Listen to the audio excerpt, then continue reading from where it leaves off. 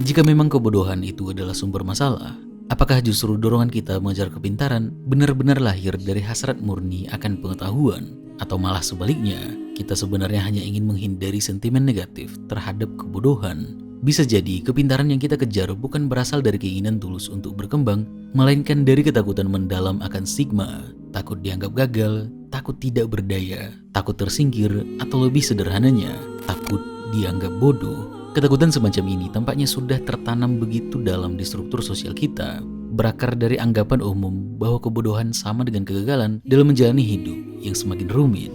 Kita seolah-olah dipaksa untuk lari dari label bodoh ini, entah bagaimanapun caranya. Tapi, apakah anggapan ini memang benar? Haruskah kita terus hidup dalam bayang-bayang ketakutan akan penilaian orang lain? Apakah menjadi pintar benar-benar bisa menjamin kita bebas dari kerumitan dan penderitaan dari kehidupan?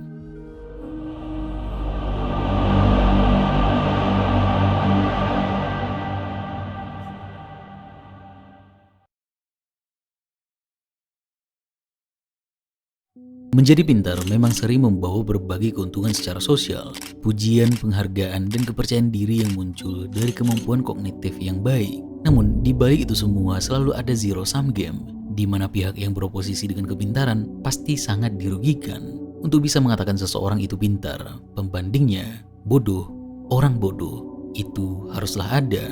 Memang terkesan problematis, di mana mereka yang dianggap kurang pintar sering mengalami stigmatisasi dan pengucilan dari banyak orang. Mereka yang tidak memenuhi standar kecerdasan tertentu kerap mendapat label-label negatif, mulai dari dianggap lambat hingga disandingkan dengan gorila yang IQ-nya 78. Ironisnya, tekanan sosial seperti itu seolah-olah membuat kita tidak punya pilihan. Antara kita harus berusaha keras memenuhi standar kepintaran yang ada, atau mengasingkan diri dari interaksi sosial sepenuhnya, hanya agar tidak dianggap bodoh. Pernyataan ini mungkin terdengar ekstrim, tapi sebenarnya mencerminkan realitas yang apa adanya tentang bagaimana kebanyakan orang memandang dan memperlakukan kebodohan. Kita sendiri bahkan seharusnya enggan dilabeli sebagai orang bodoh. Kita dituntut untuk terus mengejar standar kepintaran yang ada. Masalahnya, tak semua orang tahu alasan mengapa sebenarnya kita perlu menjadi pintar.